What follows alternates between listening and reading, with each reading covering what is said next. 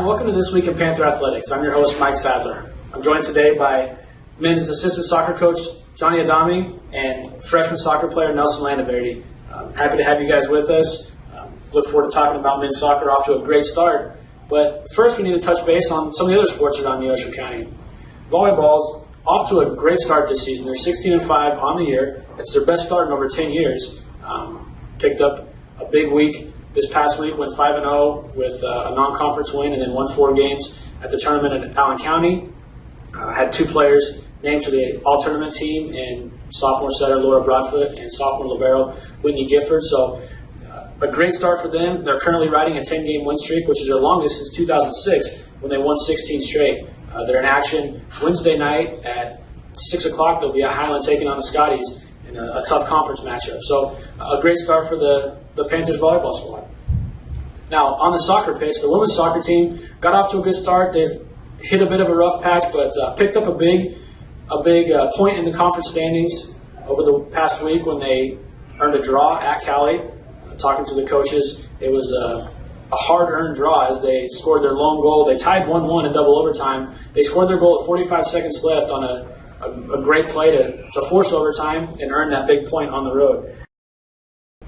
The men's soccer team currently 7-1-1, one of the best starts in recent memory. It's largely due to the goal scoring of Nelson Landaverde, but a good all-around effort. They've got great play in goal from Gurjinder Brar, who actually was recently named the KJCCC Goalkeeper of the Week. But now I want to talk with Coach Adame. Over the past week, 1-0-1, all your games on the road, picked up a big win at Independence 5-0. I know Nelson, you scored a couple goals, but then had the draw at Cali. Talk a little bit about this past week for me. It's been great. Obviously, at Independence, we wanted to go in, wanted to get off to a good start. Nelson got us started early with scored a penalty kick, I think 2 minutes into the game. So we were able to settle in and kind of take the pressure off it right away. Went on to score a hat trick in that game. Played very well. It's good 5-0 win on the road. First conference game. So it's very important for us to, obviously start to get some conference points. So it's a good win on the road. We've been playing on the road a ton, and we feel like we're hardly ever home. But that's how it goes sometimes. So then we went on the road again to Cali. Tough place to play. They're usually a pretty good home team. Unfortunately, we had the lead twice and we gave it away twice. So good point on the road, but we felt like it was a game that we should have won. Again, Nelson had both goals in that game, so we gave away the lead. We were up 2-1 with about 12 minutes left. Let them score, and then we rode out the tie. Went double overtime, no goals, but a point on the road is a point on the road, so we were happy with it at the end of the day. Absolutely, and anytime, like you said, you get that point on the road, that helps. So 4 points in your first 2 games in conference, a good start. A big week coming up for you, but we'll talk about that a little bit later. We talked about the goal scoring that Nelson had. It's been a great week for you. Earlier in the year, you were named the Jayhawk Conference Player of the Week on a week where you scored a number of goals. This week, once again, a big week. As Coach mentioned, the hat trick in the game of Independence, and then 2 more goals at Cali. So I want to talk to you first. Talking to the coaches, you weren't a big goal scorer in high school. So what is it that's changed? What's different now at Neosho that you went from not being a goal scorer in high school to currently second in the nation in goals and points? Well, first of all, I just want to help the team out. I really don't care what position we play. I just back in high school, it was different. I had to play defense because I used to play with one of my teammates that played very direct, like forward the whole time. So I had to stay back and defend the whole time, so it was very different. But now that I'm here, it's just, I don't know, it's just I go from defense all the way to forward because, I just got to help the team out, and the coaches wanted me to play the position, and, I'm just right there helping the team and working as hard as I can. Well, it's definitely working for you. It looks like you found your calling. As I mentioned, second in the nation in scoring, second in the nation in goals. So a great asset for you. And the coaches have spoken about you don't just look to score goals, you look to set other people up. So a great compliment to you. Now, talk to me a little bit about why Neosho County. What made you choose to come to Neosho to continue your soccer career? Thanks to Coach Johnny over here, man. He he was the one that brought me here, and I just wanted to play college soccer, and I'm happy to be here and happy to be part of a big soccer team in high school and in college, and I'm happy. It seems like a perfect match. That you found the right position. You're helping the Panthers off to the best start in recent memory. Have a big week coming up this next week, as you'll face the number 3 team in the region and the number 1 team in the region.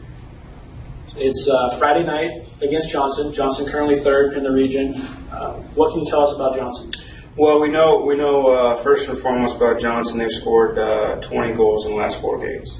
So we know obviously that's a huge stat. Immediately we know they're goal hungry. They've been scoring a ton of goals lately. They got a lot of guys that go out and put the team on their back and get goals for them. So like this one? yes, like this guy right here. So we know immediately their top 3 players. They play a 4-3-3. So their top 3 players going forward are just some of the best goal scorers in the league, and probably we think in the country. So we know through the mid and through the back, we're going to find opportunities to score goals. But obviously our defense and our Gurjinder are going to have to play very well for us to have any type of success, because they go forward, they look to score goals, they don't have their best players in the back. They got them all going forward. They play very direct and they go for goal. I mean, maybe they win like 5-3, 5-4, 6-3. So they're giving up goals, but they're also scoring, twice as many as they're giving up. So, we'll have to be on our game defensively, and we know we'll get our chances, and when we do, we just have to take advantage of them. So it'll be a good game for the fans to come out to. Should be a shootout, as we've got the second leading scorer in the nation, and Nelson Landaverde, and one of the top scoring teams in the conference, and Johnson coming in. So there should be some goals scored Friday night at the Chanute Sports Complex. Again, their game kicks off around 7 o'clock following the women's game, which starts at 5. You head back out on the road on Sunday, another tough game at Barton, as Barton's currently leading the conference. So have your work cut out for you. It'll be a tough week, but this is a good week to see where you are. Now, other things we got coming up this week. Don't forget, this week is the Panther Pursuit on Saturday, September 28th at 8 a.m. is when that race starts. Fans can still sign up. You can find the form on our website at GoNeosho.com. You can also register on active.com if you search for Panther Pursuit, or you can register on race day. The cost to register on race day will be $30. It is chip timed, and you will get a shirt. So love to have everyone out there. We'll have some of our athletes out helping work with traffic control and various things like that. Volleyball, as we mentioned, Wednesday is in action at Highlands. They have the weekend off, as it's Artist Alley weekend, so many of our teams you'll see out in the community taking advantage of a chance to get out and interact with the city of Chanute. And so a slow week at home, as men's and women's soccer has their one game at home, but right around the corner, fans, it's going to get hot and heavy as we roll into October, and we're going to have plenty of home games, so you have plenty of chances to catch the Panthers. So that'll do it for this week in Panther Athletics. Johnny, Nelson, thanks for joining us today. Thank you. And we'll talk to you next week. Don't forget to like us on Facebook at facebook.com/GoNeosho, and follow us on Twitter, twitter.com/GoNeosho. So that's it for Neosho County Athletics for this week, and we'll talk to you next week.